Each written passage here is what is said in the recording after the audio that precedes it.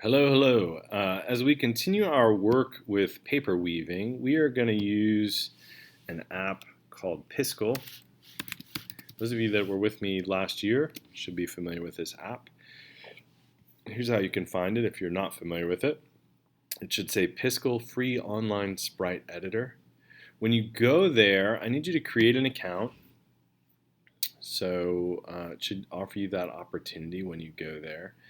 You can see I have an account. The important reason for creating an account is so that you can save previous works that you have created. Make sure if you don't do that, you're going to potentially do a lot of making and then lose it because you don't have an account. So make sure that you're always logged into your account when you begin your work. From this page, we're going to go to create a sprite. Sprite is the little drawing that they're describing. And I want to resize this space that I'm working in. So I'm going to scroll over here. It's a square within a square. It's got that little arrow connected to it. I'm going to click on that.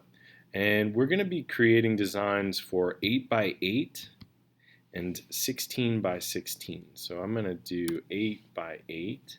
And then I need to click resize. A lot of times students hit enter and don't click resize, and it doesn't resize your screen.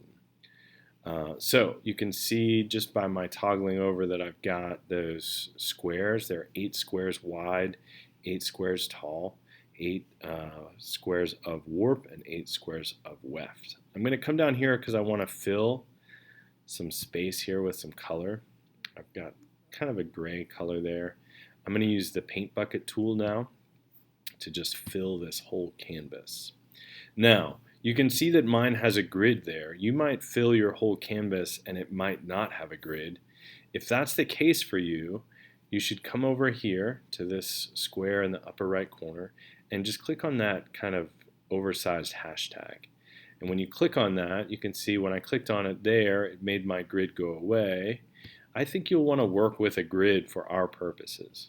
So we've got 8 by 8. You can adjust your pen size if you like. So this means I'm going to do 4 blocks at a time. I'm going to change my color. Just give yourself a contrast. If you want to work in the colors that you plan to work in, you can totally do that. And now you can fill a lot of space fairly quickly. And you can just kind of experiment. You don't have to do these 4 by 4. I was just kind of filling, like I say, some space quickly. I'm going to now move to the single squares. And what I'm doing here is I'm just kind of creating a pattern that is visually interesting. If you want to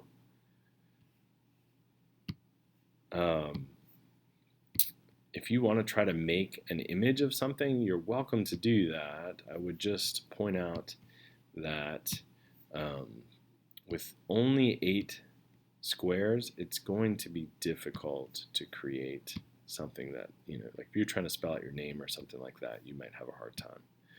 All right, so I've got a pattern here. I don't know if I really like it, but I'm going to pretend that I like it. And I want to show you now kind of your next steps. So first thing you want to do is come over here to this image. It's an old-fashioned floppy disk. Some of you may know about that. Some of you may not.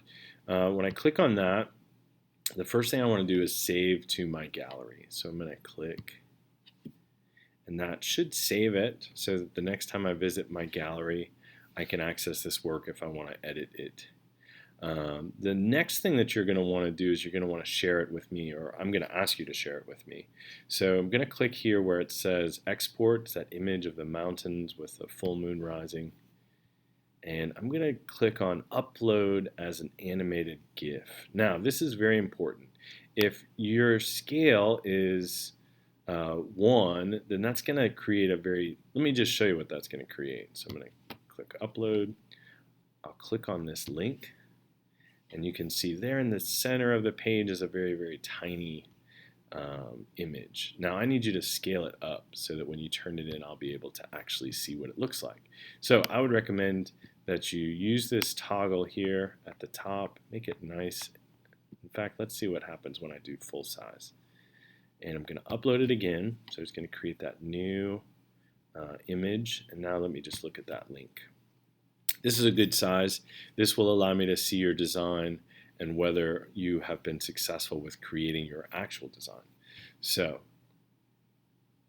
all you need to do once you've done that is click on the link, copy the link, and that's what you will turn into me. So I'll be able to look at your work. All right, let me show you one last thing. So let's say, I'm going to ask you to create an 8x8 design, and I'm also going to ask you to create a 16x16 design. Now, you could on here add a new frame, but it's important to know that when you add this new frame, it's going to think that you're doing animation. So you can see that blinking up here in the upper right corner. It's going to combine your first design with whatever your second design is. So you actually want to go back to your account and create a new sprite. So you're going to create a new sprite. The last thing I'm going to show you on here is just a reminder of that resize. We'll resize it this time to 16x16. Don't forget to click resize.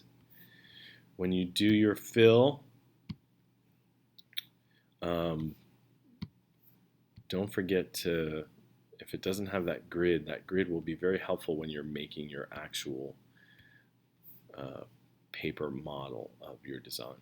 But this is what I'm going to ask you to do. Create 2 designs. Thanks for watching the video. Let me know if you have any questions. I look forward to seeing your work.